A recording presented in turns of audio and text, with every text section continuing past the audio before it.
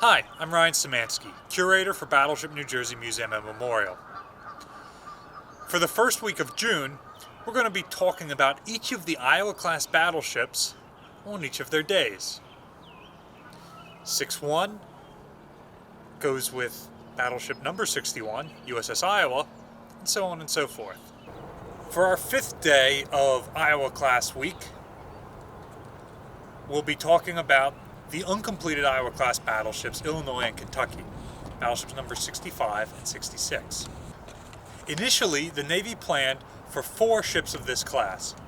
The first 2 were authorized in 1939 to be started in 1940. The second 2 were started a year later. Initially, battleship number 65 and so on was going to be the Montana class, and a whole new series of designs was prepared for that. But with World War II already started, the Navy decided they wanted to go with a complete design, and they had initially ordered 4 ships to counteract the 4 fast battleships of the Japanese Navy, the Kongo class. With the prevalence of aircraft carriers, 2 more fast battleships would not be unwelcome. So, battleships 55 and 56 were reauthorized. The Montana was postponed to 67, and 65 became Illinois, and the name Kentucky was inserted at 66. Illinois was laid down on December 6th, 1942, in the same slipway that battleship New Jersey was built in. New Jersey was launched on December 7th, 1942, and that freed the way for Illinois. Wisconsin was under construction on the slipway right next door. It was originally planned that Illinois could be completed in just 30 months, which means she would be done in May of 1945 and still be able to enter the war. However, her construction was considerably slowed down, delayed, resources were diverted to aircraft carrier construction, and her plans were even looked at to be changed into an aircraft carrier at one point. In the end, she was still on that slipway at the end of the war. She was still $30 million short of being launched, and eventually in 1958, she was broken up on that slipway and removed. Kentucky was laid down at the Norfolk Navy Yard. She was the only Iowa-class battleship built in Virginia. Her construction was not nearly as delayed as Illinois. She had been started earlier, and construction had progressed much quicker. By the end of the war, she was completed up to second deck, and she was pretty far along, but her construction was stopped to look at ways to convert the hull for other uses. She was launched in 1954 to free the dry dock she was being built in for battleship Missouri, which had run aground in the Chesapeake Bay and needed repair work, and she was towed up to the Philadelphia Navy Yard. From there, she was stripped for parts up until 1958 when she was eventually scrapped.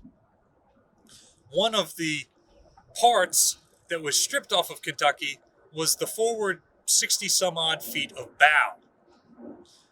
When Wisconsin got into her collision in 1956, that whole part of the bow was badly damaged, and it proved easier to remove it and crop in the section removed from the completed Kentucky. The Philadelphia and Norfolk Navy Yards were chosen to build these ships because Philadelphia had completed their ships quicker than the New York Navy Yard could, and those ships had slipways available, while the other yards had converted over to carrier construction. Illinois and Kentucky were designed from the beginning to have a number of changes over their 4 older sister ships.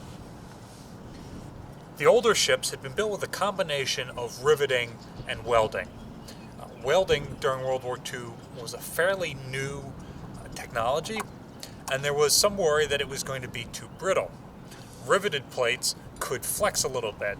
So especially in the hull of Iowa-class battleships, there was a lot of riveting still used. Here you can see some of the riveted combing along the rail. During World War II, United States shipbuilding industry gained so much experience with welding and became so proficient at it that the Navy decided to purely weld Illinois and Kentucky.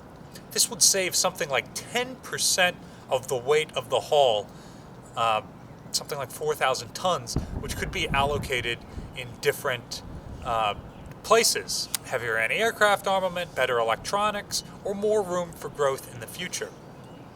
I would have loved to have seen these ships built to see just what that growth was used for, because as it was, the existing Iowas had a tremendous amount of growth potential, just based on their large size. Additionally, the Navy was never really happy with the torpedo defense on the Iowas. So Illinois and Kentucky were going to get, at minimum, a modified internal design, which would have made their torpedo defense about 20% more effective. At maximum, they would have gotten blisters on the side of the ship to add more depth to their torpedo defense.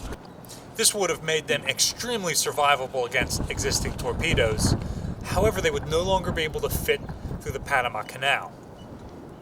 Around the same time, aircraft carriers were already being designed that couldn't fit through the Panama Canal, and the concept of having certain ships stationed in one place or another more or less permanently had started to solidify in the U.S. Navy, so maybe it wasn't that important.